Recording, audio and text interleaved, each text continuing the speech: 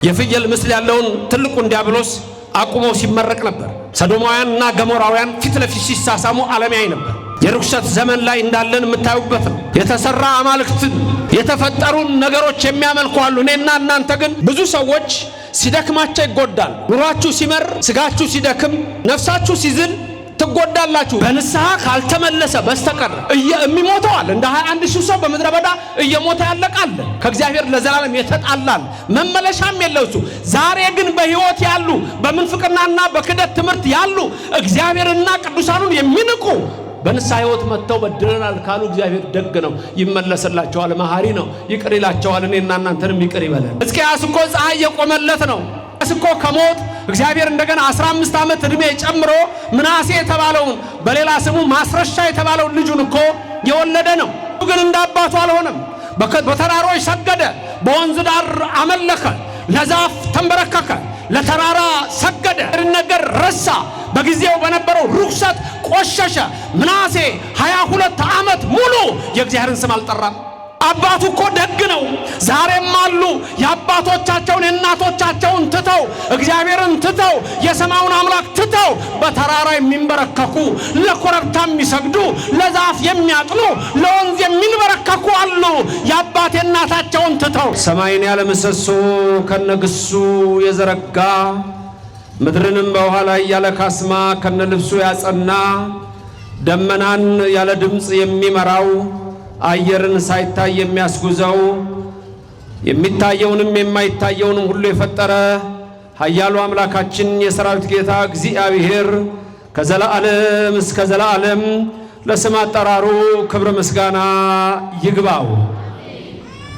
ረድኤተ እግዚአብሔርን አጋዥ በማድረግ ዛሬ በዚህ በታላቁ ደብር በቀራንዮ መድኃኔ ዓለም የምንማርበት የትምህርታችን ርዕስ የሚሆነው የነሐሱ እባብ በቆላተ ሐሬሴቦን በሚለው በዚህ ትምህርት ይሆናል። የነሐሱ እባብ በቆላተ ሐሬሴቦን። እግዚአብሔር አምላካችን የምንሰማውን ቃል በልቡናችን ይጻፍልን። ሰው ለሰው አስታዋሽ ነው፣ ሰው ለሰው አሳሳቢ ነው። በልቡና የሚያሳድር በአእምሮ የሚቀርጽ የቃሉ ባለቤት ያው እግዚአብሔር የምትሰሙትን ሁሉ በልቦናችሁ ጽላት ይጻፍላችሁ። ለኔም ለምናገረው ማስተዋልና ምስጢሩን እንዲያድለኝ አንደበቴንም እንዲያከናውን የአምላክ ቅዱስ ፍቃድ እንዲሆን ሁሉ ጊዜ በጸሎታችሁ አስቡኝ። ይህ ቃል የሚሰማችሁ ሁሉ ሐሳብ ሕሊናችሁ በሰማያት ይኑር። ያላችሁበትን ስፍራም እወቁ። የጽድቅንም ቃል ደስ በሚያሰኙ ጆሮዎች አድምጡ። አንድም እንኳ በዚህ ቅጽር የራሱን ወሬ የሚያወራ ሰው ከቶ አይሰማ፣ በእግዚአብሔር የተጠላ ነውና። ምድርን ባያት ጊዜ እንድትንቀጠቀጥ ለሚያደርጋት ደሴቶችንም ለሚያቀልጠው ኃያልና ብርቱ አምላክ ከዚህ ሰዓት ጀምራችሁ ሁላችሁም ልቡናችሁን ለሰራዊት ጌታ ለእግዚአብሔር አስማርኩ። ከ30 እስከ 40 ደቂቃ በሚሆን ትምህርት አስተምራለሁ። ከአየሩ ሁኔታ አኳያ በዚህ ደቂቃ ውስጥ እንደ እግዚአብሔር ፍቃድ እንማራለን። የማስተምረው ትምህርትና ስብከት አንድ ላይ ነው። ትምህርት ብቻ አይደለም፣ ወይም ስብከት አይደለም፣ ትምህርታዊ ስብከት ይሆናል። የትምህርታችን ርዕስ እንደነገርኳችሁ የነሐሱ እባብ በቆላተ ሐሬሴቦን ይሆናል። ይህ በዮሐንስ ወንጌል ምዕራፍ 3 ቁጥር 15 ላይ ባለው የእግዚአብሔር ቃል ላይ የተመረኮዘ ትምህርት ነው። ከአራቱ ወንጌላውያን የሆነው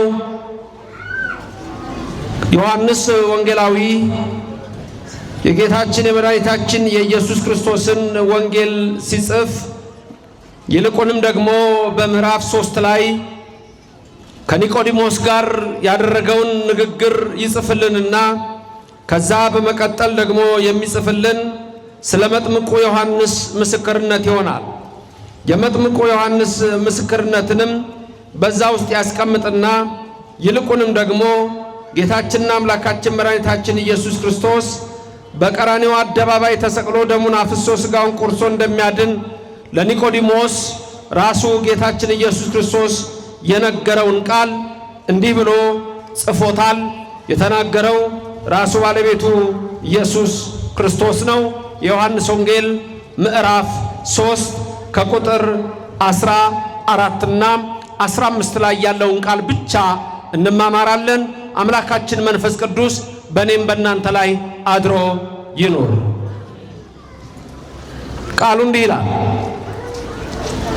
ሙሴም በምድረ በዳ እባብን እንደሰቀለ እንዲሁ በእርሱ የሚያምን ሁሉ የዘላለም ሕይወት እንዲኖረው እንጂ እንዳይጠፋ የሰው ልጅ ይሰቀል ዘንድ ይገባዋል የሚል ቃል ነው። ቃሉ አንድ ቁጥር ስለሆነ ሁላችሁም ደግማችሁ እንድትናገሩት እፈልጋለሁ። ተናገሩ። ሙሴ በምድረ በዳ እባብን እንደሰቀለ እንዲሁ በእርሱ የሚያምን የዘላለም ሕይወት እንዲኖረው እንዳይጠፋ የሰው ልጅ ይሰቀል ዘንድ ይገባዋል። በመጀመሪያ ከዚህ ቃል የምናየው የሰው ልጅ ማን ነው የሚለው ነው። የሰው ልጅ የተባለው የእግዚአብሔር ልጅ ነው። ሁለት ነገሮች ልብ በሉ። የእግዚአብሔር ልጅ፣ የሰው ልጅ። የእግዚአብሔር ልጅ የሰው ልጅ የሆነበት ምስጢር በዚሁ በዮሐንስ ወንጌል ምዕራፍ 1 ላይ እንደምታዩት ቁጥር 14 ላይ በተለይ ቃል ሥጋ ሆነ ነው። ቃል ሥጋ ሆነ። ድገሙት። ቃል ሥጋ ሆነ። ማሥጋ ሆነ። ማሥጋ ሆነ። ማሥጋ ሆነ። ቃል ሥጋ ሆነ። ቃል ምን ሆነ? ሥጋ ሆነ። ቃል ማን ነው ለሚለው በግልጽ ታያላችሁ። እግዚአብሔር ነው። ሥጋ ሰው ነው። ስለዚህ ይህ የሚያሳየን ምስጢረ ሥጋዌን ነው። በኢትዮጵያ ኦርቶዶክስ ተዋሕዶ ቤተክርስቲያን 5 መሰረታዊ ትምህርቶቻችን እምነታችን የተመሰረተባቸው 5ቱ አዕማደ ምስጢራት የሚባሉ አሉ። ከነዛ ውስጥ የመጀመሪያው ምስጢረ ሥላሴ ነው። ሁለተኛው ምስጢረ ሥጋዌ ነው። ምስጢረ ሥላሴ ስለ አብ፣ ስለ ወልድ፣ ስለ መንፈስ ቅዱስ አንድነትና ሶስትነት ይነግረንና ከሶስቱ አካላት አንዱ አካል ወይም የሥላሴ ሁለተኛው አካል ወልድ እሱ እግዚአብሔር ሰው ሆነ፣ ወደዚህ ምድር መጣ። ከቅድስተ ቅዱሳን ከድንግል ማርያም ከሥጋዋ ሥጋ ከነፍሷ ነፍስ ነሳና ያ የእግዚአብሔር ልጅ ያ ወልደ እግዚአብሔር ያ እግዚአብሔር ያ ሰማይ የዘረጋው ያ ምድርን የመሰረተው ያ የማይታየው ያ የማይዳሰሰው ያ የማይደክመው ያ ዘኢይነውም ዘኢይደቅስ የተባለው እርሱ ህቡ የሆነው አምላክ ከሰማየ ሰማያት ወረደና ከድንግል ማርያም ከሥጋዋ ሥጋ ከነፍሷ ነፍስ ነስቶ እኛን ለማዳን ሰው ሲሆን ደግሞ የሰው ልጅ የሚል ስም ተሰጠው። ክብርና ምስጋና ለዘላለም ለሱ ይድረሰው። ብዙዎች ይህንን ያዩ ዘንድ ተመኙ ይላል። ብዙዎች ይህንን ያዩ ዘንድ ተመኙ። ወንጌሉ ፈተው ይራዩ ግን አላዩም፣ ወፈተው ይስሙ ወይሰሙ አልሰሙም። እኛ ግን ከእርሱ ጋር በላን ጠጣን እያለ አባ ሕርያቆስ የሐዋርያቱን እጅ የሐዋርያቱን ዓይን አድርጎ በቅዳሴ ማርያም ላይ ይነግረናል። እውነት ነው። የማይታየው እግዚአብሔር የታየው ከድንግል ማርያም ሲወለድ ነው። ያ የማይዳሰሰው የተዳሰሰው ከድንግል ማርያም ሲወለድ ነው። እሱ የእግዚአብሔር ልጅ ነው። እሱ የሰው ልጅ ነው። የእግዚአብሔር ልጅ የሰው ልጅ ማለት ምስጢረ ሥጋዌ ተብሎ ይነገራል። ክብርም ምስጋናም ለሥላሴ ይሁን። ስለዚህ የሰው ልጅ የተባለው ኢየሱስ ነው። የሰው ልጅ የተባለው የኔና የናንተ አምላክ ክርስቶስ ነው። አሁንም ለስም አጠራሩ ክብር ምስጋና ይግባው። ስለዚህ የሰው ልጅ ይሰቀል ዘንድ ይገባዋል የተባለው ማን ነው? ሰው የሆነው እግዚአብሔር ነው። ይህ የተነገረው ለኒቆዲሞስ ነው። ለሱ ብቻ አይደለም፣ ለኛም ነው። የትምህርታችን ርዕስ ምን ነበረ? የነሐሱ እባብ በቆላታ ራሴቦን። አሁን እዚህ የተነገረን ስለ እባብ ነው። ትንሽ ግር ይላል። እስቲ ቃሉ እንደገና ስሙት። መንፈስ ቅዱስ በእኔም በእናንተ ላይ አድሮ ይኖር። የነቢያትን የሐዋርያትን የሊቃውንትን ጉባኤ ባረከ እግዚአብሔር የእኛንም ይባርክልን።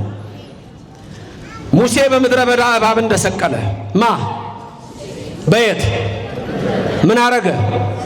በቃ አይ ተሰቀለ አይደለም፣ ሰቀለ ነው። እዚህ ጋር ሰቀለ ነው ዲያቆን።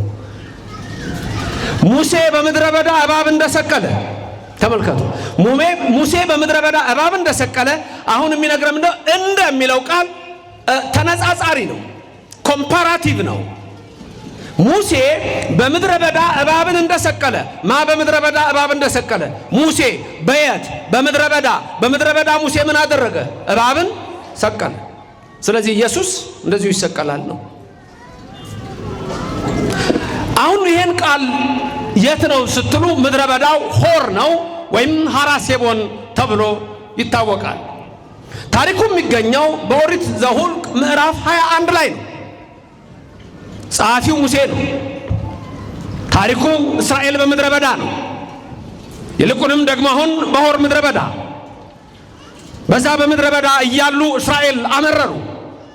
እስራኤላውያን ምን አሉ? እግዚአብሔር አምላክ ከሰማይ መና እያወረደ ከጭንጫ አለት ውሃ እያፈለቀ ሲያጠጣቸው ሲመግባቸው እስራኤላውያን ይሄንን የእግዚአብሔር መና ተጸየፍነው አሉ። እጅግ የሚያሳዝን ሙሴ ከግብፅ ባርነት ያወጣህን በዚህ ልትገለን ነው አሉ። እግዚአብሔር እኮ ከሰማይ መና እያወረደ እየመገባቸው አለት እየሰነጠቀ ውሃ እያፈለቀ እያጠጣቸው በእግዚአብሔር ላይ አጉረመረሙ ይላል። በሚበዙት ይላል ጳውሎስ ሲሰብክ እግዚአብሔር በሚበዙት ደስ አላለውም ይላል። በሚበዙት ደስ አላለው። ብዙዎች በቆላተ ዮሳፍጥ በቃዴስ በርኔ በዛ በምድረ በዳ የተስፋይቱን ሀገር ከነዓን ሳይው አርፈዋል። እንደምታውቁት እግዚአብሔር መና ከሰማይ ያወርድላቸው ነበር። በዚህ በሐራሴቦን ሳሉ ሙሴን ምን አሉት? ሙሴ ለምንድን ነው ከግብፅ ያወጣህን አሉ። ግብፅ እኮ የመከራ ቦታ ነው። ግብፅ የስቃይ ቦታ ነው። ግብፅ የደም ቦታ ነው። ግብፅ የጣዖት ቦታ ነው። ግብፅ የርኩሰት ቦታ ነው። እስራኤል ግን ከዛ ወጥተው እግዚአብሔር ማርና ወተት ወደምታፈሰው ከነዓን ሲመራቸው በሙሴ ላይ ተነሱ፣ በእግዚአብሔር ላይ ተነሱ። በሙሴ ላይ መነሳት በእግዚአብሔር ላይ መነሳት ነው። ምክንያቱም ሙሴን የሾመው እግዚአብሔር ነው፣ የጠራው እሱ ነው። እኔ ያለሁና የምኖር ነኝ ለዘላለም ብሎ በኮሬብ በሲና ተራራ ላይ በከሚጠብቅበት ከኢትዮጵያ ምድር ጠርቶ በሲና ላይ ሐመልማል ከነበልባል ነበልባል ከሐመልማል ተዋሂዶ እኔ እግዚአብሔር ነኝ፣ ሂድ ሙሴ ፈርዖንን እንዲህ በለው ሕዝቤን ልቀቅ ከጣዖት አምልኮ ይወጣ ዘንድ እግዚአብሔር ሙሴን ልኮላቸው ነበር። የ40 ቀን መንገድ 40 ዓመት ሆነ። የሚገርመው ግን አላስተዋሉም እንጂ የእስራኤል የእግሩ ጫማ አላለቀም ይላል። እግዚአብሔር በ7 ደመና ነበር የሚመራቸው፣ በ7 ደመና ይመራቸው ነበር። እግዚአብሔር እናንተንም ከክፉ ነገር እየሰወረ በመልካም ጎዳና ይመራችሁ። እስራኤል ግን ይሄን አላስተዋሉም። የ7 ደመና በበረሃ ውስጥ ከታች እግራቸው እንዳይቃጠል አሸዋውን የሚያቀዘቅዝ ደመና ነው። ከላይ ሐሩሩ እንዳያቃጥላቸው የሚጋርድ ደመና አለ። በቀኝና በግራ አለ፣ ከፊትና ከኋላ አለ። ስንት ደመና ሆነ? ቁጥር ላይ እንዴት ናችሁ? ከእግራቸው በታች አሸዋው እንዳያቃጥላቸው የሚያቀዘቅዝ ደመና አለ። ስንት? አንድ። እዚህ ላይ ፀሐይ እንዳያቃጥላቸው ሐሩሩ እንዳይለበልባቸው የሚጋርድ አለ። ስንት? ሁለት። በስተቀኝ አንድ ደመና አለ። ስንት? ሶስት። በስተግራ አንድ ደመና አለ። ስንት ሆነ? አራት። አሁን ስታዩት 4 ደመና፣ ከፊት አንድ ከኋላ አንድ ሲጨመር ስንት ይሆናል? 6 ደመና። አንዱስ 7 ነው ብያችሁ ነበር። 7ኛው የ3 ቀን መንገድ እየሄደ እየጠረገ እስራኤልን የሚመራ ደመና ነበረ። ለዚህ ነው እግዚአብሔር በዚህ አይነት ታላቅ ክብር በታላቅ ክንድ በተዘረጋች ክንድ በአፍንጫ ውስጥ ትንፋስ ውኆችን ከፍሎ እስራኤልን አሻግሮ ወደ ከነዓን አግብቷቸዋል። ግን የምድረ በዳው ሕይወት አስጨናቂ ሕይወት ነበረ። እስራኤል ወረተኞች ናቸው። የተደረገላቸውን ነገር ይረሳሉ። ተራብን አሉ፣ ምን በላው አጣን አሉ። እግዚአብሔር አምላክ ከሰማይ መናን አዘነበ። በተለይ በራፊድም ምድረ በዳ ራፌድ ዘጸአት 17 ላይ የሚያሳዝን ታሪክ ታገኛላችሁ። ከ3 ቀን በፊት ቀይ ባህርን ተሻግረዋል። ከ3 ቀን በፊት ቀይ ባህርን ሲሻገሩ ዘመሩ። በክብር ከፍ ከፍ ብሏል፣ ለእግዚአብሔር ዘምራለሁ። በአፍንጫው ትንፋስ ሆይ ተከመሩ። ሞዓብ ደነገጠ፣ አሞን ተንቀጠቀጠ፣ አሞራውያን ታወኩ፣ ፈሪዛውያን ተጨነቁ፣ ጌርጌሳውያን ታወኩ። ይህን እያሉ ከበሮውን ይዛ የሙሴ እህት የአሮን እህት ማርያም የሙሴን ዝማሬ እየዘመረች ህዝቡ ባንድ ላይ በክብር ከፍ ከፍ ብሏል ለእግዚአብሔር ዘምራለሁ ብሎ እስራኤል እነሆ አንድ እንኳ የበግ ግልገል ሳይቀር ቀይ ባህርን ወጥተው ሲሻገሩ በዚህ በኩል ደግሞ የፈርዖን ሰራዊት እንዳለ ሲገባ ውሃው እንደገና ተመለሰ። ፈርዖን ሰጠመ፣ ሰራዊቱ ሰጠመ። እስራኤል ግን እግዚአብሔር በድል አሻገረው። ይመራቸው የነበረው ሚካኤል መልአክ ደግሞ በብርሃን መስቀል ያንን ባህር ገትሮ እስራኤል ተሻግረው ፈርዖን ሰጥሞ ነበረ። ክብርና ምስጋና ለእግዚአብሔር ይድረሰው፣ ስሙ የተመሰገነ ይሁንልን። ታዲያ ከ3 ቀን በኋላ ውሃ ጠፋ። ምንድነው የምትሉት? ከ3 ቀን በኋላ ውሃ ጠፋ። ከትላንት ወዲያ ምን አድርጋችኋል? ቀይ ባህርን የሚያክል ተሻግራችኋል።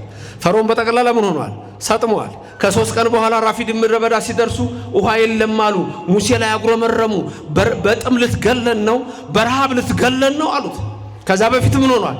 መና ከሰማይ ወርዷል። እስራኤላዊ ባህሪ በምድረ በዳ ይሄን ይመስላል። ስለዚህ እግዚአብሔር ተቆጣ። ምን አሉ? ይህ ምግብ ሰለቸን አሉ። የሚገርማችሁ ሙሴ 40 ቀንና 40 ሌሊት ተራራው ላይ ሆኖ ኦሪት ዘጸአት ስትመለከቱ ምዕራፍ 32 ላይ ሙሴ ሁለቱን ጽላት ተቀብሎ ሲመጣ እስራኤል ከታች ሆኖ ምን አሉ? እግዚአብሔርንም አናቀውም ሙሴንም አናቀውም አሉ። ማን ነው ሙሴ? አናቀውም አሉ። እግዚአብሔርንም አናውቀውም አሉ። ይህ ትምህርት የኦርቶዶክስ እምነትን ከሌላ እምነት ይለይላቸዋል። በዚህ ቃል ብቻ ሙሴንም አናቅም እግዚአብሔርንም አናቅም። ቅዱሳንን የማያውቁ ኢየሱስ ክርስቶስም አምላክ መሆኑን የማያውቁ በርካቶች አሉ። ኢያሱ ከእግረ ደብር ነበረ። ጽላቱን ይዞ ሙሴ ሲወርድ እስራኤል አሮንን ቄሱን ጣዖትን ያሰሩት። ቄሱን አሮን ገበር ለነ አማልክተ ሊያውሩ በቅድሜነ አሮን በፊታችን የሚሄዱ ጣዖት ስራልን፣ አማልክት ስራልን። እኛ እግዚአብሔርን አናውቅም ሙሴንም አናውቅም። ምን ስራልን? አማልክት ስራልን። አምላክ ስራልን። አምላክ የሚሰራ ነው እንዴ? አዎ ሰርተው የሚያመልኩ አሉ። እንጨት ቆርጠው ቀርጸው ድንጋይ አለዝበው ብር ወርቅ አቅልጠው አምላካችን ብለው የሚያመልኩ ብዙዎች አሉ። በአሜሪካን ሀገር ከጥቂት ዓመታት በፊት አይታችሁ ከነበረ የፍየል ምስል ያለውን ትልቁን ዲያብሎስ አቁመው ሲመረቅ ነበር። ሰዶማውያንና ገሞራውያን ፊት ለፊት ሲሳሳሙ ዓለም ያይ ነበር። የርኩሰት ዘመን ላይ እንዳለን የምታዩበት ነው።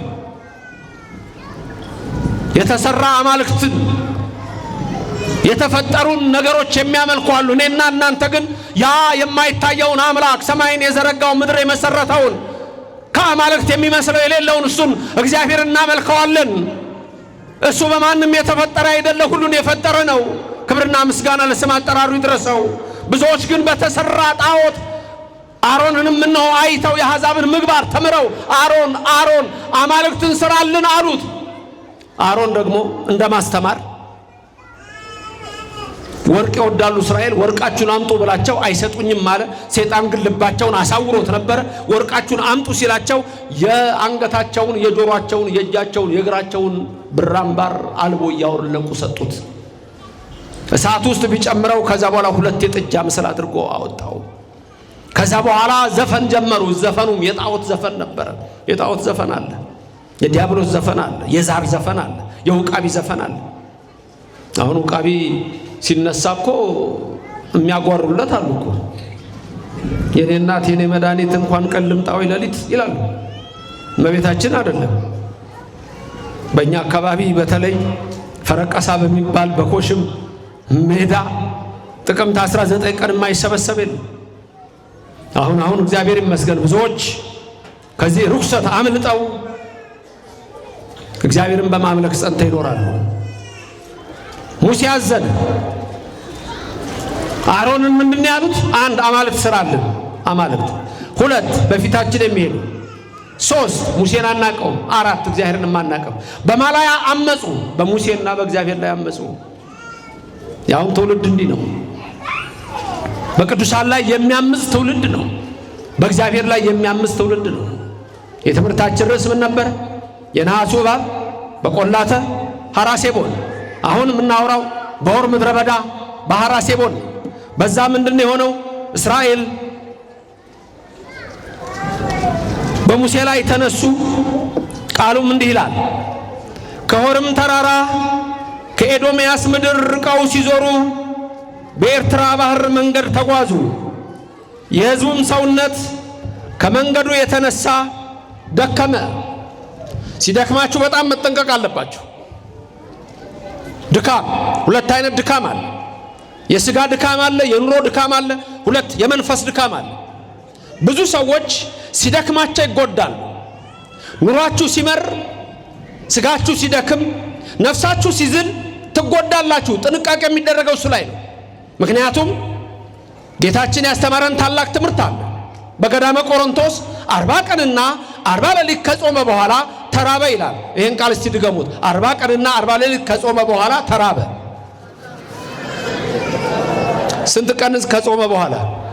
40 ቀንና 40 ምን? ከዛ በኋላ ምን ሆነ? ተራበ። ረሃብ የሚጀምረው መቼ ነው?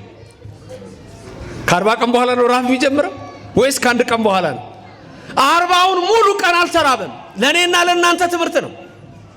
አንድ ቀን ሰው ያድራል፣ 2 ቀን ያድራል፣ 3 ቀን ያድራል። አይረባውም እንዴ? አሁን እኮ 40 ቀንና 40 ሌሊት ይሄ ለአቅርቦተ ሰይጣን ነው። ለዘላለም ሊመታልን ነው፣ ድል ሊያደርግልን ነው። 40 ቀን ሙሉና ሌሊት ከጾመ በኋላ ጌታችን ተራበ ይላል። ለእኔና ለእናንተ ነው። እሱ የሚራብ አምላክ አይደለም፣ የሚጠማ አምላክ አይደለም፣ የሚደክም አምላክ አይደለም፣ የማይታመም አምላክ አይደለም። እርግጥ ነው የእግዚአብሔር ልጅ የሰው ልጅ ሲሆን የሰውን ባህሪያት የራሱ ገንዘብ ሲያደርጋቸው በስጋው ተራበ፣ በስጋው ደከመ፣ በስጋው ተጠማ፣ በስጋው ታመመ እንላለን። አዎ መለኮት በስጋው ተሰቀለ እንላለን። እኔና እናንተን በዚህ ስጋችን የዲያብሎስን ኃይል መምታት እንድንችል አድርጎ ኃይሉን ሊሰጠን ነው። የድንግል ማርያም ልጅ አብ ልጅ ኢየሱስ ክርስቶስ ለስም አጠራሩ ክብር ምስጋና ይግባው። 40 ቀንና 40 ሌሊት ከጾመ በኋላ ተራበ። ከዛ ፍሬ እጽ ሲሻየና ዲያብሎስ ቀረበ። ሲደክማችሁ ተጠንቀቁ። ብዙ ሰዎች ወደ መናፍቅነት የሚሄዱት ወይ በስጋ ወይ በነፍስ ሲደክሙ ነው። በተለይ በስጋ በሐዘን የሚገቡ አሉ፣ በኑሮ የሚገቡ አሉ፣ በትዳር የሚገቡ አሉ። ስለዚህ ትልቁ ጥንቃቄ ሲደክም ነው።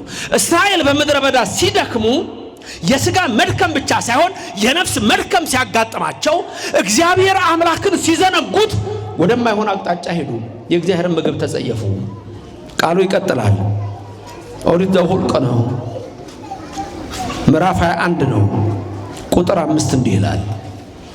ሕዝቡም በእግዚአብሔርና በሙሴ ላይ በምድረ በዳ እንሞት ዘንድ ከግብፅ ለምን አወጣችሁን?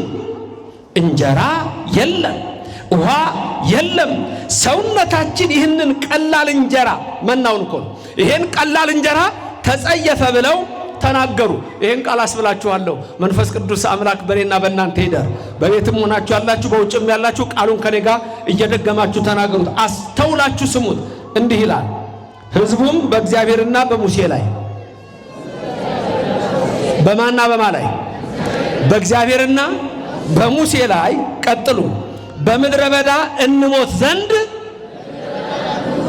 ከግብፅ ለምን አወጣችሁን? ማን ይሄን የሚናገረው? ሕዝቡ። ማንን ነው ለምን አወጣችሁን የሚለው? ሁለት ኃይል ነው የሚናገረው። ማና ማንን ነው?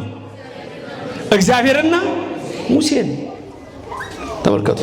በኦርቶዶክስ ተዋህዶ እምነታችን እኛ እግዚአብሔርን እናመልከዋለን፣ ቅዱሳኑንም እናከብራለን። እነዚህ ሰዎች ትልቅ ችግር ውስጥ ወድቀዋል። ባጭሩ እነዚህ ሰዎች እንደ መናፍቅ እናያቸው፣ እንደ መናፍቅ እናያቸው። 3 ነገሮችን ልብ በሉ። እንደ መናፍቅ እናያቸው። 3 ነገሮች ልንገራችሁ። አንደኛ እግዚአብሔር፣ ሁለተኛ ሙሴ፣ ሶስተኛ መና። አንደኛ፣ ሁለተኛ፣ ሶስተኛ መና። መናው ሚስጥሩ ምንድን ነው? ስጋና ደሙ ነው። ሶስቱን ይውና ኦርቶዶክስን እኒና አሁን ሌላ ኬዝ እንስራ። አሁን ኬዝ ስተዲ የሚባል ኬዝ እንስራ። ኬዙ አንድ ኦርቶዶክሳዊና አንድ መናፍቅና ቁም። ሶስቱን እንጠይቃቸው፣ ሁለቱን እንጠይቃቸው። ሶስቱን ጥያቄዎቻችን ስንት ናቸው? አንደኛው ማን ነው? ሁለተኛ፣ ሶስተኛ መና ወይም ወደ ሚስጥሩን አምጥተን ምን ነበረ? በዮሐንስ ወንጌል ምዕራፍ 6 እንደተነገረ መናው እኔ ነኝ አለ ክርስቶስ፣ ከሰማይ የወረድኩት አይደል እንዴ? ሁሌ ቅዳሴ ሲገባ አንቲ ውእቱ መሶበ ወርቅ።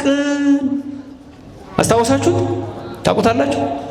በሉት እስቲ አንቲ ውእቱ መሶበ ወርቅ ንጹሕ ሊቀ ሥልጣን ቅዳሴውን ሲያሳምሩት አዲስ አበባዎች በደንብ ነው የሚችሉት። አባታችሁማ ይመሰክሩላችኋል። መሀል ላይ ቆማችሁ እንደ ጥንት ባቡር ዲያቆን አለ እንዴ እችን የሚልልን አንድ ትንሽ ዲያቆን የለም እንዴ? እችን አንዱ ዲያቆን ትንሽ እኮ ዲያቆን ይላል የለም? የታል አንድ ዲያቆን እችን የሚል አንቲውቱን የሚያውቅ የለም እንዴ? ትንሽ ዲያቆናት እንዴ ሲገባ ቅዳሴ ወሱ ነው ሁልጊዜ የሚባል መሶበ ወርቅ ህብስት ዘወረደም ሰማያት ህብስት ዘወረደም ሰማያት ወሃቤ ሕይወት ለኩሉ ዓለም ወሃቤ ሕይወት ለኩሉ ዓለም። አስታውሳችሁታል አይደል? አዎ። ስለዚህ መናው ህቡ መናው ኢየሱስ ነው። ተመልከቱ፣ ኢየሱስ ነው። በሚስጥሩ በምድረ በዳ እስራኤል አናቀውም ያሉት እግዚአብሔርን ሙሴንና ከሰማይ የወረደውን የሚያድነንን ኢየሱስ ነው። ስጋውና ደሙን ነው። ኬዝ ስተዲ ላይ እንለካ ልናጠናን ሁለት ሰው አቆመናል እዚህ ጋር። አንዱ ምን ነበረ? እምነቱ። አንዱ ምንድነው? መናፍቁ ይቀድማል። ምን ሆናችኋል እናንተ ደግሞ እንዴ? እድሜስ የለም እንዴ? እንደው አጠራር ላይ የመጀመሪያው ማን ነው? ኦርቶዶክስ ክርስቲያን ነው። ሁለተኛው መናፍቅ። ሶስቱን ጥያቄ እንጠይቅ። አንደኛ ጥያቄው ምን ነበረ? እግዚአብሔር። ሁለት ሙሴ። ሶስት ስጋው ደግሞ። የመጀመሪያው ላይ እግዚአብሔርን ታውቃላችሁ ወይ? ኦርቶዶክሱም ይመልሳል፣ መናፍቁም ይመልሳል። የሁለቱም መልስ ምንድን ነው? አዎ። እንዴ ሁለቱም አንዴ መካነ ኢየሱስ ሄደ እግዚአብሔርን ታውቃለህ ብሎ አላውቅም ይላል እንዴ? አይልም። ወደ ውስጥ ሲገባ ነው ነገር የሚመጣው። ጉድና ጅራት ከወደ ኋላ ነው እንዲሉ። እግዚአብሔርን ታውቃላችሁ? መልሳቸው ምንድነው? ታመልኩታላችሁ? መልሳቸው ምንድነው? አዎ ነው አይደለም? ሁለተኛ ጥያቄ ቀጥላ ማን ነበር ሁለተኛው? ሙሴ። ሙሴን በአማላጅነቱ ትቀበሉታላችሁ? ኦርቶዶክሱ ምን ይላል? ክርስቲያኑ አዎ። ያኛውስ? አይልም። ምድረ በዳዊ ሕይወት ነው። በቆላ ተሐራሴቦን የተቀሰፈ ነው። በእባቡ ዲያብሎስ የተነደፈ ነው። መልስ የለውም። ሶስተኛው ምን ነበረ? መና። ህቡ መናው ማን ነበረ? ኢየሱስ ክርስቶስ። ስጋው ደግሞ አማናዊ ነው። ምክንያቱም ማቴዎስ ወንጌል ምዕራፍ 26 ቁጥር 26 ከኔ ቀጥላችሁ ተናገሩ። ይህ ስጋዬ ነው፣ ይህ ደሜ ነው። ህብስቱን አንስቶ ባረከ፣ ስጋዬ ነው አለ። ጽዋውን አንስቶ ቀደሰ፣ ይህ ደሜ ነው አላቸው። እኛ ኦርቶዶክሳውያን ዛሬ በቅዳሴ ሰዓት የምንቀበለው ስጋው የክርስቶስ ነው፣ ደሙም የክርስቶስ ነው ብለን አማናዊ ነው። ኦርቶዶክስ ክርስቲያን መናው ኢየሱስ ክርስቶስ፣ ስጋውን የሰጠን እሱ። ስጋውና ደሙ አማናዊ ነው አይደለም? ለኦርቶዶክሱ መልሱ ምንድነው? ነው። ያኛውስ ምንድነው የሚለው? መታሰቢያ ነው፣ የጌታ እራት ነው፣ ቅብር ጥሴ፣ እንደዚህ ነው የሚያወራል። አለቀ። ስለዚህ ልዩነት ይሄ ነው። ኦርቶዶክስ ከሌላው የሚለየው በምን መሰላችሁ? ባጭሩ በኦርቶዶክስ ቤተ ክርስቲያን ሙሉ በሙሉ ብሉይና ሐዲስ ይፈጸማል። ክብርና ምስጋና ይግባው። በዚች እምነት ውስጥ በዚች ቤተ ክርስቲያን ውስጥ ያደረገን እግዚአብሔር የተመሰገነ ይሁን። መልካም። አሁን አንድ ኦርቶዶክሳዊ ክርስቲያን ሙሴ ላይ ታጉረመርማለህ ሆይ ቢባል፣ ነቢያት ላይ ታጉረመርማለህ ሆይ ቢባል፣ ሐዋርያት ላይ ታጉረመርማለህ ቢባል ያጉረመርማል? ሌሎቹስ? ይሄው ምድረ በዳዊ ሕይወት ምን አለ? ሕዝቡም በእግዚአብሔርና በሙሴ ላይ አመጹ። በእግዚአብሔርና በሙሴ ላይ አመጹ። ከግብፅ ለምን አወጣችሁን አሉ። ለምን አወጣችሁን? ማን ነው የሚከሱት? እግዚአብሔርና ሙሴን። ለምን አወጣችሁን? ተመልከቱ። ከዛ በኋላ እግዚአብሔር ተቆጣ። እንደውም ስለ ሙሴ ሲናገር ምንድነው ያለው? ዘኍልቍ 12 ላይ ትዝ ይላችኋል። ሙሴና ማርያም፣ አሮንና ማርያም በሙሴ ላይ ስለ ኢትዮጵያዊቱ የሙሴ ሚስት ሲከራከሩ፣ የሙሴ ሚስት ኢትዮጵያዊት ናት፣ ሲፓራ ናት። ሲፓራና ሙሴ ተጋብተዋል። ልጆቻቸው ርስት ሲከፈል ገለዓድ የሚባለው ቦታ የሰፈሩት እነሱ ናቸው። የነ ኤልያስ ዘር ከኢትዮጵያና ከእስራኤል ነው። በቴስቢ ዘገለዓድ ያሉት የሙሴ ባይሁድ የኢትዮጵያ ከሲፓራ የነሱ ዘር ነው እንዳለ በገለዓድ የነበረው የነ ኤልያስ ሁሉ አመጣጥ ከዛ ነው። ታዲያ አሮንና ማርያም በወንድማቸው ሙሴ ላይ አጉረምርመው ነበር። ከዛ በኋላ ምንድነው ያላቸው? አሮን ልክ አይደለህም፣ ማርያም ልክ አይደለሽም። ማርያም በለምጽ ትመቻለሽ፣ አሮን በለምጽ ትመታለህ። የማርያም ለምጽ በፊት ለፊቷ ወጣ፣ የአሮን ለምጽ ግን ውስጡን መታው። ምክንያቱም ካህን ስለሆነ ለምጽ ያለበት ሁለተኛ ስለማይገባ ውስጡን ነው ያቃጠለው። ይቅር በለን ሙሴ ብለው እግዚአብሔር ይቅር በለን ብለው እግዚአብሔር ይቅር ብሏቸዋል። እኔና እናንተንም ይቅር ይበለን። ሙሴ እኮ ነው ፊት ለፊት ነው ማወራው አለ እግዚአብሔር። ሙሴ ፊት ለፊት ነው ማወራው አለ። ተመልከቱ። ሌላውን እኮ በመልእክት ላነጋግረው ይችላል። እውነት እኮ ነው። ሙሴን እኮ ፊት ለፊት ነው የሚያናግረው። በተለይ በመጀመሪያ ከጠራው በኋላ በኮሬብ ከዛ በኋላ ወደ ሲና ተራራ ሲያወጣው 6 ቀን እነሆ ምንድን ያደረገው እግዚአብሔር የስድስቱን ቀናት መጀመሪያ 1 መጋረጃ ያልፋል፣ 2 መጋረጃ ያልፋል፣ 3 መጋረጃ ያልፋል። 6 መጋረጃዎች የእሳት መጋረጃዎች አሳለፈና ሙሴን አቆመው እግዚአብሔር። ከዛ 7ኛው ላይ አቁሞ በ6 ቀን የፈጠራቸው ፍጥረታት በ6ቱ መጋረጃዎች እያሳለፈ በልቡ ሳለበት። ከዛ በኋላ ደግሞ 34ቱን ቀን ወነበቦ ወነበቦ ወነበቦ እንዲህ እያለ የነገረውን በልቦናው ሳለበት ይላል። ክብርና ምስጋና ለእግዚአብሔር ይድረሰው። 6 ቀን የ6ቱ ፍጥረታት 34 ቀን ወነበቦ ሲደመር ስንት ቀን ይመጣል? 6 እና 34 ስንት ነው? ሙሴ ተራራው ላይ ስንት ቀን የቆየው ሳይበላ ሳይጠጣ? 40። እንደሱ ነው ነገሩ። ፊት ለፊት ነው ማናገረው ነው እግዚአብሔር። እስራኤል በምድረ በዳ በሆር ምድረ በዳ ከኤዶምያስ ተነስተው በኤርትራ ባሕር ሲጓዙ ይልቁንም ሐራሴቦን ተብሎ በሚጠራው ስፍራ እግዚአብሔርን አሙት፣ ሙሴንም አሙት። እግዚአብሔርን አናቅም፣ ሙሴንም አናቅም። ይሄም መና ተጸይፈናል አሉ። እግዚአብሔር ይቆጣል አይቆጣም? ቅዱሳኑን ሲነኩበት እግዚአብሔር ምንድን ነው ያለው? ቃሉን ታስታውሳላችሁ? እናንተን የሚነካ የዓይኔን ብሌን አይደንቅም? ቅዱሳንን የሚነካ ለእግዚአብሔር የዓይኔን ብሌን የሚነካ ነው አለ። አየንተ እግዚአብሔር ካህናት የምንለው እኮ የእግዚአብሔር ዓይኖች የምንለው ለዛ ነው። ካህናት የእግዚአብሔር ዓይኖች ይባላሉ። አየንተ እግዚአብሔር ካህናት ስንል ብዙ ጊዜ እኔ ትምህርቴ መጀመሪያ ላይ ሁሉ እለዋለሁ እናንተን የሚነካ ዓይኔን ብሌን የሚነካ ነው። ስለዚህ መናፍቅ የሆነ ሰው ከሆነ የእግዚአብሔርን ዓይን የሚነካ ማለት ነው፣ የሚወጋ ናምሩድ በኦሪት ዘፍጥረት ምዕራፍ 11 ላይ እግዚአብሔርን ልውጋ ብሎ የተነሳ እኮ ነው። እግዚአብሔር ቋንቋቸውን ደበላለቀው ይላል። ዛሬ መናፍቃን ብትዋቸው 1000 ቦታ 30,000 ቦታ 40,000 ቦታ የተከፋፈሉ ቋንቋቸው የተደበላለቀ አንድ የሌላቸው። እኛ ኦርቶዶክሳውያን ግን በቀራንዮ መድኃኔዓለም የተቀደሰው ቅዳሴ ዛሬ አንድ ነው። በቦሌ መድኃኔዓለም የተቀደሰው ቅዳሴ አንድ ነው ዛሬ። በወለጋ መድኃኔዓለም የተቀደሰው ቅዳሴ አንድ ነው።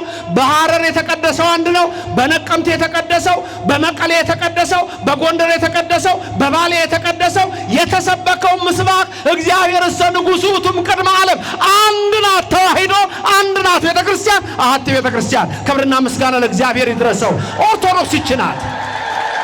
እነሱ ግን 40,000 ቦታ ናቸው። ቋንቋቸው ተደበላልቋል። የእግዚአብሔርን ዓይን ነክተዋል። ቅዱሳንን ነቅፈዋል። 1517 በጀርመኒ 1517 ለኢሮፒያን አቆጣጠር 1570 የቅዱሳን ስም በጸሎት እንዳይነሳ ጀርመን ላይ በውሳኔ ተላለፈ። ያ ነው ዛሬ ድረስ በእነሱ ዘንድ ያለው።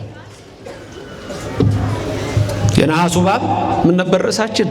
የነሐሱ እባብ በቆላተ ሐራሴቦን። አሁን እግዚአብሔር ተቆጣ። ሙሴንም አናቀህም አሉት፣ እግዚአብሔርንም አናቀህም አሉት። አሁን እግዚአብሔር ምን አረገ? ነዘር እባብ አስነሳባቸው ይላል። የሚነድፍ እባብ፣ መርዘኛ እባብ አስነሳባቸው። ከዛ በኋላ ተነደፉ። ሁሉም በዛ መርዝ ተበረዙ።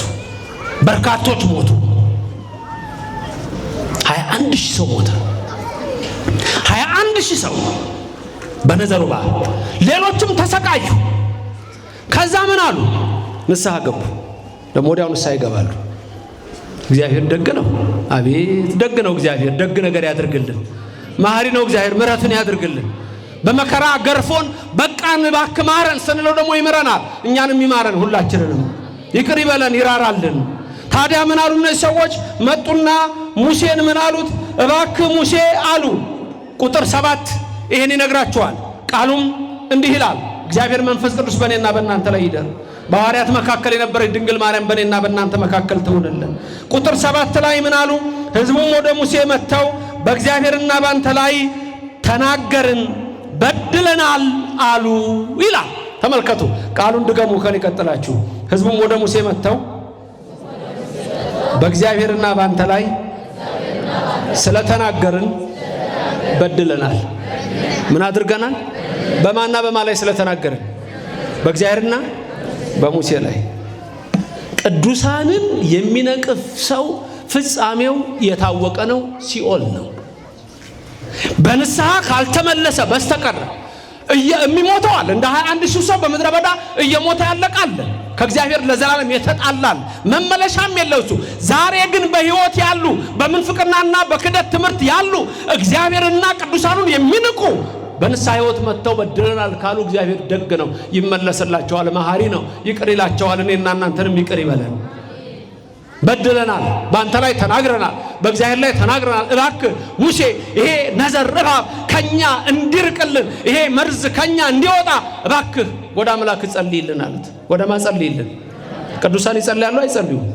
ግን ይሄን ሰዎች ያነቡታል እንደ ሌሎቹ ከኦርቶዶክስ ውጭ ያሉ። እንዴት ነው በቅዱሳን ላይ ያላቸው?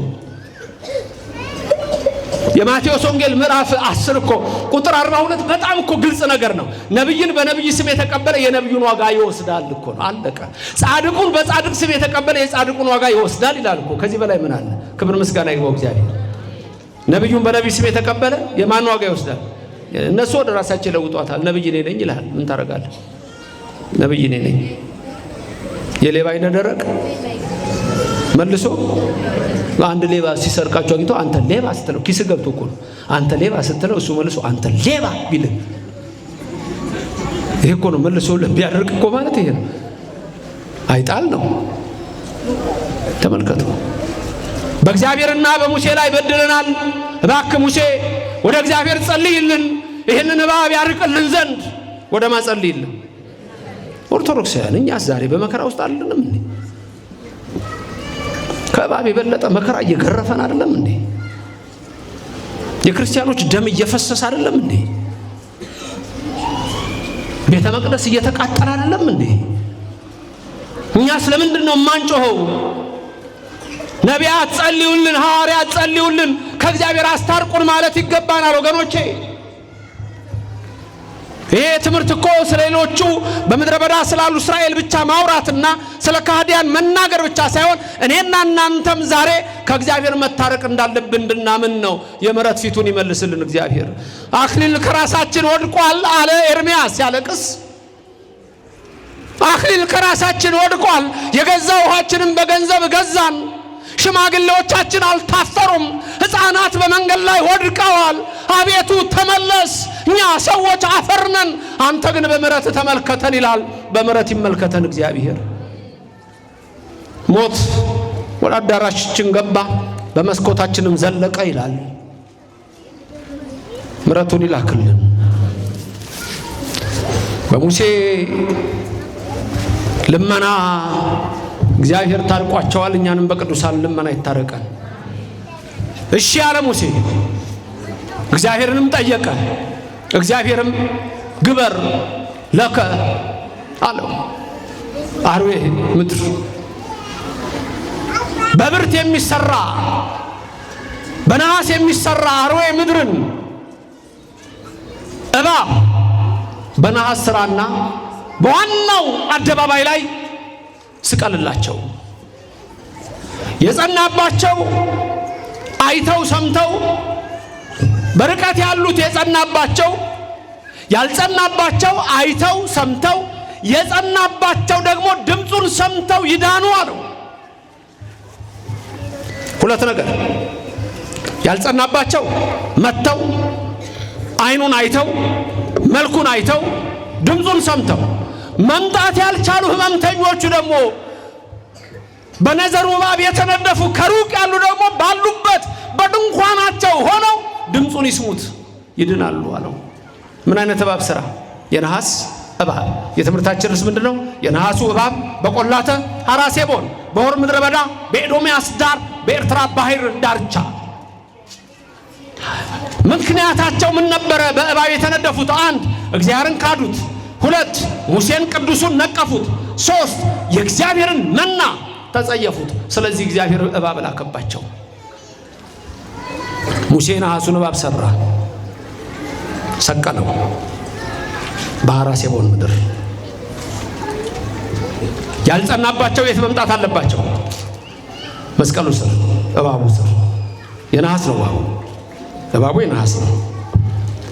የጸናባቸው በድንኳናቸው ናቸው። የነሐሱን እባብ ሰቀለና ሙሴ መታው።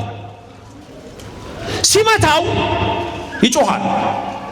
የደወል ድምፅ ነው፣ እንደ ደወል፣ እንደ ቤተክርስቲያን ደወል ነው። እዛ የመጡት ወዲያው ሰቅሎ እዩት ሲላቸው ሁሉም ሲያዩት ወዲያውኑ ከመርዛቸው ድነው ጤነኛ ሆኑ ይላል። ክብርና ምስጋና ለእግዚአብሔር ይድረሰው። እሰይ።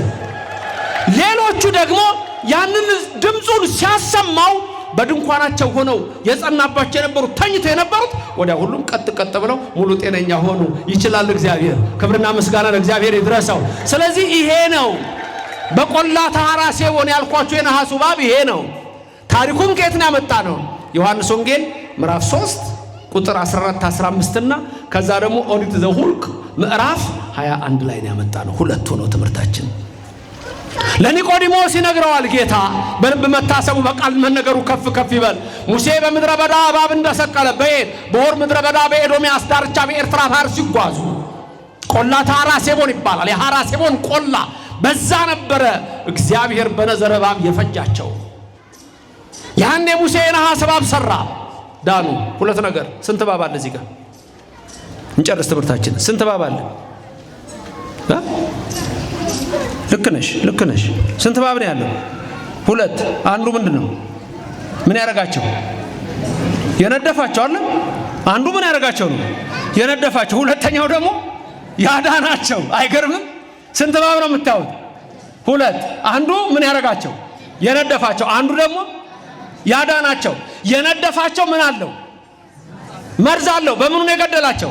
በመርዙ። የተሰቀለው ሲያዳናቸው መርዝ አለው? የለውም። እባብ ነው በራሱ ወይስ ነሐስ ነው? ብርት ነው አይደል? እባብ አይደለም አይደል? ግን በምን አምሳል ነው የተሰቀለው? በእባብ አምሳል። ገብቷችኋል ነገሩ? ስንት እባቦች ነው ናብዛው? ስንት እባቦች? 2። አንዱ ምን ያለው? መርዝ ያለው። ምን ያረጋቸው? የገደላቸው። ሁለተኛው መርዝ የሌለው እና ምን ያረጋቸው? ያዳናቸው። እንዴት ነው የዳኑት? ያልጸናባቸው መጡ አይደል? እዛ ከዛ መልኩን አዩት፣ ድምፁን ሰሙት፣ ወዲያው ነው እኛንም ያድነን። ክብር ምስጋና ለሱ ይሁን። የጸናባቸው ደግሞ የት ነው ያሉት? ተኝተዋል። መንቀሳቀስ አይችሉም። ምኑን ሰሙት? ድምፁን። ምን ሆኑ? ወዲያው አይደል? እግዚአብሔር ፈጥኖ ያድናችሁ። በደዌ ያላችሁ ፈጥኖ ያድናችሁ። በዚህ ሰዓት በህመም የምትሰቃዩ ፈጥኖ ያድናችሁ። እሱ ይችላልና ለእናንተም መቻሉን ይስጣችሁ። ክብር ምስጋናም ለንጉሱ ለኢየሱስ ይሁን። አሜን። መልካም። ስንት እባቦች? 2። ይሄኛው መርዛሙ እባብ ዲያብሎስ ነው። ምሳሌ ይሄ ነው፣ ዲያብሎስ ነው። ይሄኛው የነሐሱ እባብ ደግሞ ምሳሌነቱ ለማን ነው? ለጌታ ኢየሱስ ነው። እንዴት? ተመልከቱ። እንዴት? ያ መርዛማ እባብ ነው አይደል? ገሏቸዋል። ዲያብሎስ መርገመ ሥጋ መርገመ ነፍስን ወደዚህ ምድር ያመጣ የገደለ ነው። መርዝ አለበት፣ ፍዳ አለበት፣ ኃጢአት አለበት። የነሐሱ እባብ ግን ንጹሕ ነው፣ ጽሩይ ነው። መርዝ የለውም፣ መርገም የለውም፣ ኃጢአት የለውም። ግን በምን አምሳል ነው ያ ነሐስ የተሰቀለው? በእባብ አምሳል። ክርስቶስ ንጹሕ ባህሪ ነው። ምንም አይነት ስተት የለበትም። ምንም አይነት በደል አልተገኘበትም። ዮሐንስ አፈወርቅ እንደተናገረው አንዳች ነገር የለም። ለምንድነው ልትገሉኝ የፈለጋችሁት አላቸው። በዮሐንስ ወንጌል ምዕራፍ 10 ቁጥር 30 ጀምራችሁ ስታዩ ይልቁንም ቁጥር 31 ላይ እኔና አብ አንድ ነን ብሎ ሲናገር ከዛ በኋላ ድንጋይ አንስተው ሊወግሩት መጡ ኢየሱስን። ጸሐፍት ፈሪሳውያን ለምን አላቸው? ምን በደል አገኛችሁብኝ አላቸው። ክፉ ነገር አላገኘንብም፣ ሌላ ግን አንድ ታላቅ ስህተት አግኝተንብሃል። አንተ ሰው ስትሆን ራስን አምላክ አድርገሃል፣ ስለዚህ እንገልሃለን አሉት። በመዝሙር 21 ላይ ከኃጢአተኞች ጋር ተቆጠረ ይላል። ምኑን በሀበሰብ ወትውት በውስተ ሕዝብ አለው። በሰው የተናቀ ነው አለው። በነሃና በነቀያፋ የተናቀ ነው አለው። የሁላችን አምላክ መድኃኔ ዓለምን ለማዳን የመጣውን የአብ ልጅ የድንግል ልጅ ኢየሱስ ክርስቶስ እርሱን እነሆ አሳልፈው ለሞት ሰጡት አለ። ለቀራንዮ ሞት ሰጡት። ኃጢአተኛ ሳይሆን ኃጢአተኛ አሉት። ንጹሕን ሰደቡት። ለመላእክት የክብር አክሊል የሚያቀዳጃቸውን ለሰማዕታትም እንዲሁ የሾህ አክሊል ደፉበት። በወንበዴዎች መካከል ሰቀሉት። እኛ ግን አለ ኢሳይያስ እንደተቀሰፈ ቆጠር ነው፣ በእግዚአብሔር እንደተቀሰፈ። እሱ ግን ስለ መተላለፋችን ደቀቀ። ከትውልዱ ይሄንን ያስተዋለ ማን ነው? ያ የነሐስ እባብ የኢየሱስ ምሳሌ ነው። እባብ አይደለም፣ በእባብ አምሳል አለ። ኃጢአተኛ አይደለም ኢየሱስ፣ እንደ ኃጢአተኛ ወንበዴ አይደለም ኢየሱስ። ለስም አጠራሩ ክብር ምስጋና ይግባው። እንደ ወንበዴ በወንበዴ መሃል ሰቀሉት። ምሳሌው ይሄ ነው። ያ መርዛማ ነው፣ ዲያብሎስ ነው፣ ጠላት ነው። ይሄኛ እሱ ገደላቸው፣ ይሄኛው አዳናቸው ኢየሱስ ክርስቶስ። ያዩት የሰሙት በጊዜ የነበሩ ሰዎች ናቸው።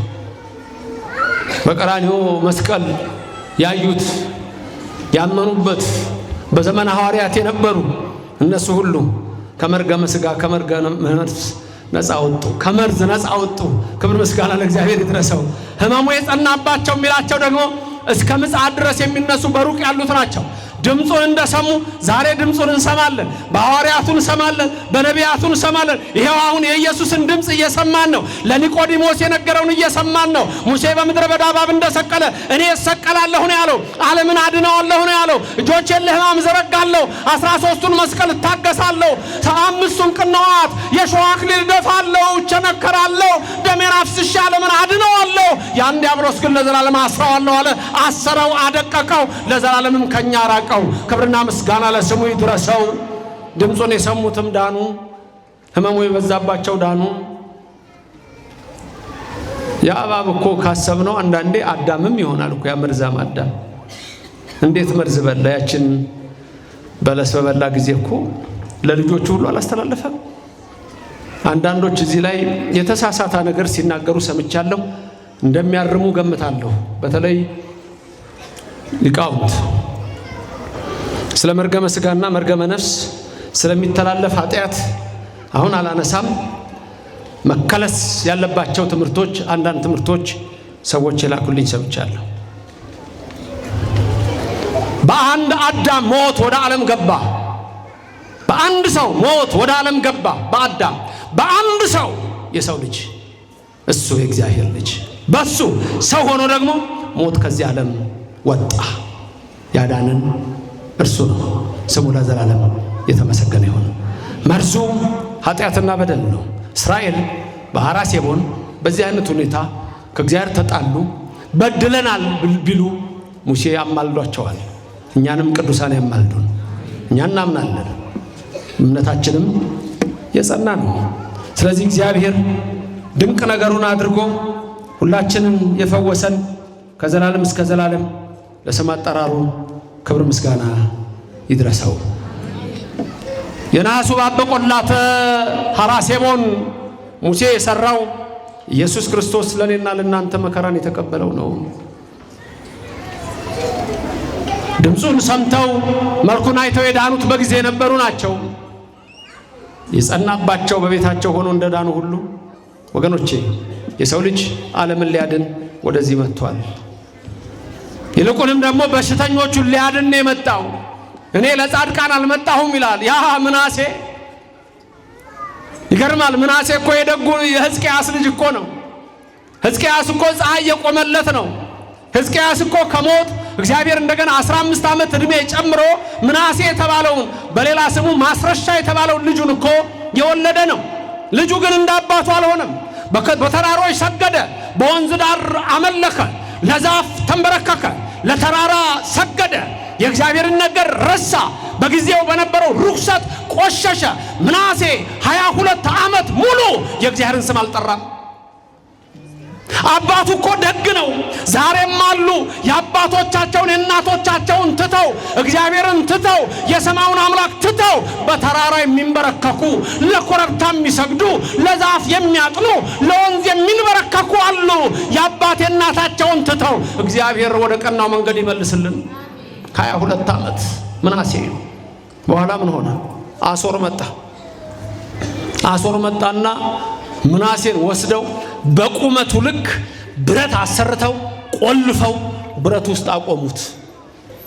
በቁመቱ ልክ እዛው እንዲሞት ብረት ነው የፀሐዩ ግለት አሟሾ አቅልጦ እንዲገለው ወስደው አሶር ወስደው ከቤቱ 22 ዓመት እግዚአብሔርን አልጠራም።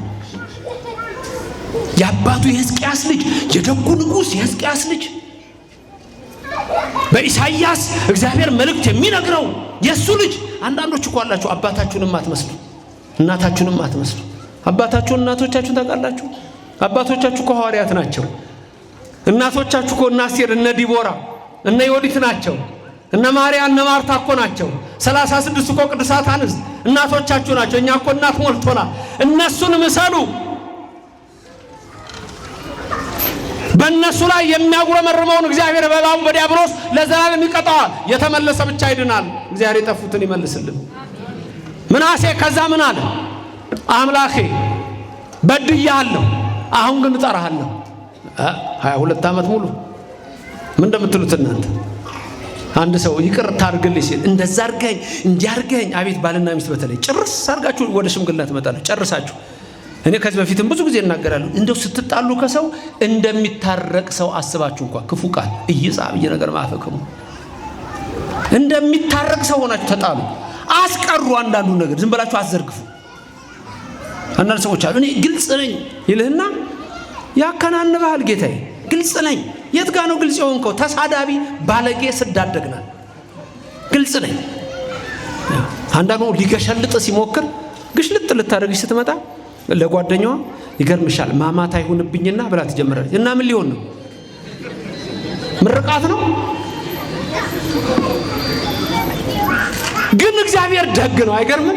22 ዓመት ሙሉ ጣዖት ያመለከ፣ ለዛፍ የተንበረከከ፣ ለእንጨት የሰገደ፣ ለወንዝ ያመለከ ምናሴ አምላኬ አሁን እጠራሃለሁ፣ ንስሐን የሰራኸው ለአብርሃም ለይስሐቅ ለያዕቆብ አይደለም ለኔ ለኃጢአተኛው ነኝ።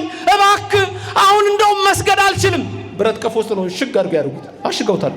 ወደ ሞት ሊልኩት አልቋል እኮ በእነሱ እኮ በአሦራውያን ዘንድ አልቋል። ምናሴ በቃው ተብሏል። ከዛ ውስጥ ማን ሊያወጣው ይችላል? ተመልከቱ የእግዚአብሔር ድንቅ ተአምር። አምላኬ አሁን የምሰግድልህ በስጋዬ ጉልበት ልሰግድልህ አልችልም፣ ግን እሰግድልሃለሁ። እምሰግድልህ ግን በልቤ ጉልበት ነው ሲል ሚካኤልን ሂድና አድነው። አይደግ እግዚአብሔር። ሚካኤል እየበረረ መጣ። ከዛ በኋላ ያንን ብረት አመጣና እንደገና ወደ አገሩ መልሰው ከብረት ውስጥ ቆልፎ የነበረውን አሶር አወጣና በልካውን በኋላ ደጉን አይችልም እግዚአብሔር፣ አያረግም እግዚአብሔር። ለስም አጠራሩ ክብር ምስጋና ይግባው። በሽተኞችን አለ የኔና የናንተ ጌታ የናዝሬቱ ጌታ ኢየሱስ ክርስቶስ የሁላችን ንጉሥ ኢየሱስ ክርስቶስ ወልደ አምላክ ወልደ ማርያም ኢየሱስ ክርስቶስ የእግዚአብሔር ልጅ የሰው ልጅ ኢየሱስ ክርስቶስ እኛን ለማዳን ከሰማይ የወረደው ኢየሱስ ክርስቶስ እኔ የመጣሁት ለበሽተኞች ነው አለ። ለማን ነው? እቺ እኮ ቤተ ክርስቲያን የበሽተኞች ቤት እኮ ነች። እዚህ የምትመጡት እኮ ከበሽታ ለመፈወስ ነው። ወደዚህ የመጣ በቃ አይወጣም እኮ። ከዚህ እዚህ የገባ አይወጣም። ይበል ፈላሲ ዘገባ ሀበ እግዚአብሔር እኮ ነው። ወደዚህ የገባ ሰው እግዚአብሔር ያወጣኛል አይበል፣ ከቅዱሳኑ ጋር ይደምረዋል ይላል። አሜን። ከቅዱሳኑ ጋር ይደምረን። የነሐሱ በቆላተ ዮሳፍጥ በቃዴስ በርኔ እስራኤል ሲጓዙ በድለው መጨረሻ በሆር ምድረ በዳ በኤዶምያስ ምድር በኤርትራ ባህር ዳርቻ በሐራ ሴቦን እግዚአብሔርን በድለው ሙሴንም ንቀው የነበሩትን የነደፈው እባብ እንደገና ሙሴን አማልደን ብለው ነው የዳሩትና እኛንም በቅዱሳን ምልጃ ይጎብኛል። ለካ የነሐስ እባብ መድኃኔዓለም ነው በቀራንዮ የተሰቀለው ኃጢአተኛ ሳይሆን ኃጢአተኛ የተባለው ለዛ እኮ ነው። ንጹህ ነው፣ ቀይ ነው። ደግሞ እኮ ነሐስ ብርት ቀይ ነው። ክርስቶስ በደሙ አይደል ዓለምን የሚያድነው? ቀይ ነው። ድምፁን ሰምተን መልኩን አይተን ስጋው ደግሞ ተቀበለን ለመዳን እንዲያበቃን የእሱ ቅዱስ ፈቃድ ይሆንልን። ድንግል ማርያም በቀኝ በግራ ትቁምላችሁ፣ ከፊት ትምራችሁ፣ ከኋላ ትከተላችሁ።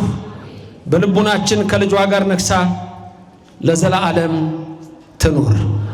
የሰማችሁትን ሁሉ በልቡናችሁ ጽላት ይጻፍላችሁ፣ በረድኤቱም በቸርነቱም አይለያችሁ። እግዚአብሔር በምሕረቱ እግዚአብሔር በቸርነቱ ሁላችንን ይመልከተን። ይልቁንም ሀገራችን ኢትዮጵያ ይመልከትልን። አንገታቸው በሰይፍ የተቀላውን በአርሲም በተለያየ ስፍራ ያሉትን ወገኖቻችንን እግዚአብሔር ደማቸውን ተቀብሎ እሱ ፈጥኖ ፍርዱን ያድርግልን። በእምነታችን ጸንተን የመንግስቱ ወራሽ እንድንሆን ይርዳን። እሱ ባዘዘው መንገድ ሄደን በመጨረሻም ዳግም ሲመጣ በቀኙ ከሚቆሙት ቅዱሳን እንዲደምረን የእሱ ቅዱስ ፈቃድ ይሁንልን። ደግ አምላክ ነው ያለን፣ ደጉን ያድርግልን። ቸር አምላክ ነው ያለን፣ ቸሩን ያድርግላችሁ። የልባችሁ ሐሳብ ይፈጸምላችሁ። ከሐዘነ ሥጋ ከሐዘነ ነፍስ ይሰውራችሁ። ለምትሰሩት ሥራ በረከትን ይስጣችሁ። የምትጨብጡትን ያለምልምላችሁ፣ የምትረግጡትን ያስማርክላችሁ። ከሚያስፈራ ሁሉ የቅዱስ ሚካኤል ሰይፍ ጋሻ ይሆናችሁ።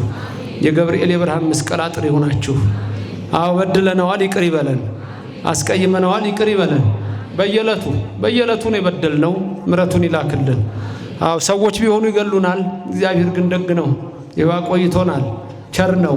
በቸርነቱ እንዲጎበኘን የሱ ፈቃድ ይሁንልን። ይቅር ይበለን፣ ይራራልን፣ ከክፉ ነገር ይሰውረን። ባለውለታዬ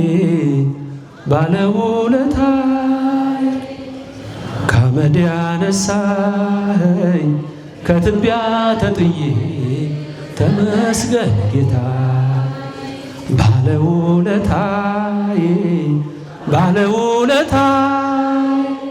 ከአመድ ያነሳኸኝ ከትቢያ ተጥዬ ተመስገን ጌታ። በሩን ቢዘጋብኝ ስምዖን ጨክኖ ዝቅ አድርጎ ቢያየኝ ከአይሁድ ጋር ሆኖ እንድቀርብ ወደ እርሱ አዘዘ ጌታዬ። እግሩን አጥበዋለሁ ወድቄ በእንባዬ፣ እግሩን አጥበዋለሁ ወድቄ በእንባዬ። ባለውለታዬ ከአመድ ያነሳኸኝ ከትቢያ ተጥዬ ተመስገን ጌታዬ። ባለውለታዬ ከአመድ ያነሳኸኝ ከትቢያ ተጥዬ ተመስገን። የቀራጭ አለቃ ቢሆንም ስራዬ አዘዘኝ ጌታዬ። ማዕረጌን መሸከም እስኪያቅተኝ ድረስ ቤቴ ተባረከ በኢየሱስ ክርስቶስ። ቤቴ ተባረከ በኢየሱስ ክርስቶስ።